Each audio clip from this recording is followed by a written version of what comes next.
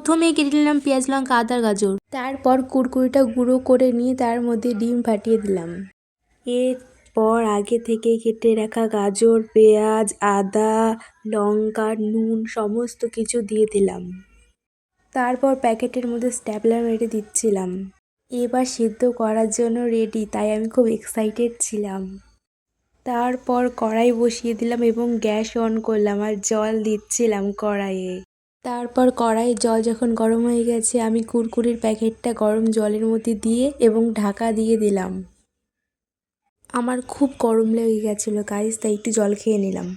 তারপর দেখলাম তৈরি হয়ে গেছে, তাই চটপট নামিয়ে ফেললাম এবং খুললাম।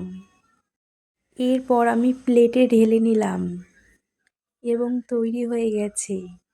তারপর নামিয়ে নিলাম আমাদের কুরকুরির নতুন রেসিপিটা। তারপর আমি একটু খেয়ে টেস্ট করলাম, সত্যি বলছি গাইস খুব সুন্দর হয়েছে, তোমরা বাড়িতে বানাবে আমার মতো।